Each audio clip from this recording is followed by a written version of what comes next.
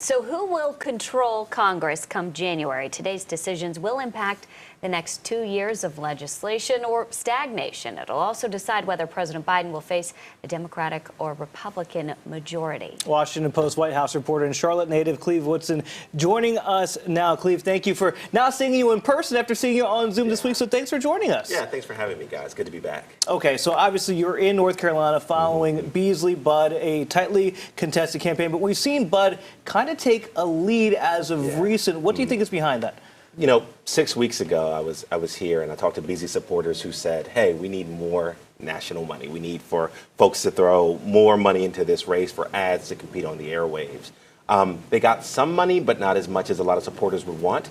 And over those 6 weeks, we've seen kind of Budd have some separation. He's also succeeded in sort of making this a race more about Joe Biden and national Democrats than Sherry Beasley. I think that's to his advantage. Well, and that's typically what we see in midterm elections, a vote against the party in power. Yeah, one of the things Biden has been saying is that this is a choice, not a choice, not a referendum. But what we see in midterm elections since 1934, all but one have seen the president's party lose seats in Congress. It's almost always a referendum on the party in power.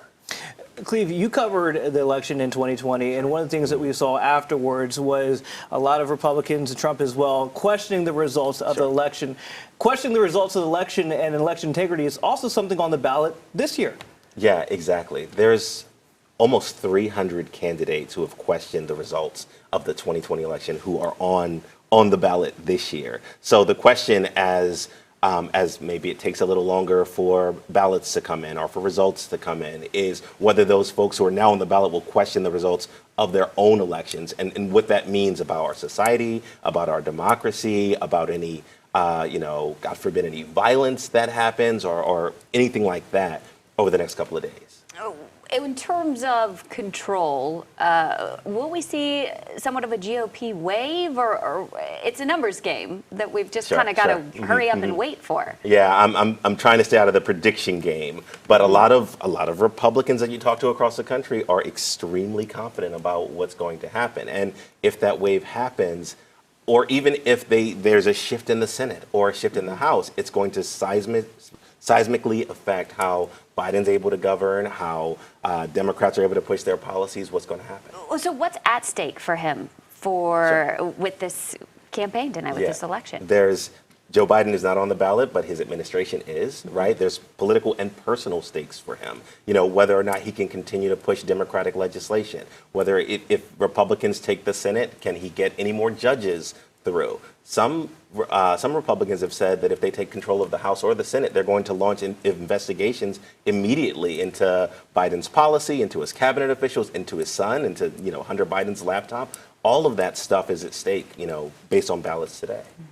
Speaking of that, in terms of Biden and his run again to stay in the White House, because that's where it looks like it's going there. Also, we know that Trump, we don't know for sure what his announcement is going to be, but we can guess he's going to be looking towards running again. How much are the results of this election going to kind of give a forecast as to what we could see in the presidential election? Yeah, I think that for both Trump and Biden, they're looking, although they may not say it, they're looking very closely at what happens here. If there is a drubbing by Republicans, you can see an emboldened Trump. And you can also see calls from other people in the party saying, look, Biden, you're the leader of the party, and the party has taken heavy losses. Should you still be in the top spot? And certainly conversations that are happening behind the scenes or with the political pundits. Anna touched on it a little bit. It's going to be a long night. You're bracing. You've already got all the coffee. Energy drinks. Yes. Energy drinks.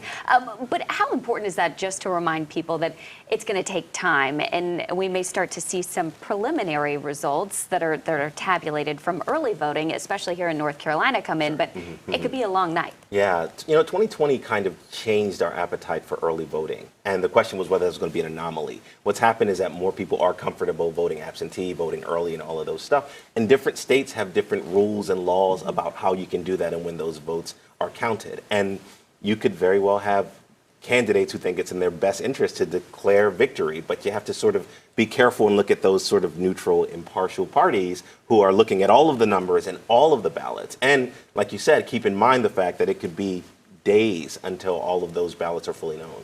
What role do the undecided voters have in this election, do you think? I think it's pivotal, particularly in this state, because there's just a swath of people who, even before the election, knew how they were going to vote. And Beasley and Budd, Republicans and Democrats are trying to go really, really hard against those people, trying to see whether it is a choice, like we said earlier, or a referendum. And speaking of the fact that, okay, the votes were going to be coming in, and it might be a while before we know the winners of some races. You were telling me a little bit before that you may be sent to another race after covering Bud Beasley, one that is very close in proximity to us, the race down there in Georgia. I mean, if it goes to a runoff, what do you see happening down there? Yeah. I was actually at the runoff in 2020 in Georgia. I'd moved to Atlanta, which is hard being from Charlotte, right? Yeah, I bet. And what happens when those runoffs happen is that all the attention, our attention, the national attention, your attention, gets focused on those races which become increasingly nationalized, especially with the Senate, if the Senate is at stake and all of that stuff. And so you just expect just a massive amount of attention. I don't know that I'll be going to Georgia. I kind of like staying in Charlotte, but we'll we like having you here. Yes, exactly. We'll see how it develops and where the hotspots are. Well, back to talking about Beasley's team wanting a little more help and support. It seems like the national oxygen is not really, or the national media is not talking about this North Carolina Senate race like they were Tom Tillis and Cal Cunningham a couple of years ago. Yeah, they're not talking about it, and they're not, they're not throwing the money at it. That Tillis Cunningham race was the most expensive race in Senate history ever. And the Bud Beasley race has flown under the radar, but it's also received just a fraction of that. That has some of her supporters saying, look, if you throw a little money our way, if you put a little money in this look state, at what we could look at what we can do. But it really hasn't been there to the level that they want. And so they're saying, that's why you're seeing that separation now. We'll see how it shakes out tonight, but that's why you're seeing that separation in the polls. Well, I know you don't have a crystal ball or anything, but looking at a place where Democrats and Republicans do their support, looking at Pennsylvania between Fetterman and Oz, that's where they went to. If Beasley had had that type of support, if Bud had had that type of support, could that have been a different race, do you think? Yeah. I'll take your point on the crystal ball, but I know that there's going to be several people that will there's some people who've done it already. Like, look, if we had that money, if we had that support, things might shake out differently. We don't know how it will shake out, but tomorrow morning, if it doesn't go Beasley's way, there are going to be a lot of I told you so's in this state. Any other big races that you'll be watching closely tonight? I'm watching the one up in Wisconsin in large part because, it's a swing state and how it does affect the national stuff. We all have eyes on Pennsylvania. We all have eyes on Georgia. But, my ones I care about are ones that affect my family here in North Carolina. Right, Oh. absolutely. Cleve Wootson with the Washington Post. As we say on the morning show, may the caffeine be strong for you as you continue to work today. Energy drinks and all Exactly. of that. We know it's going to be a long evening, so we appreciate you stopping by the Anytime. station this morning. Thank you with the Washington Post.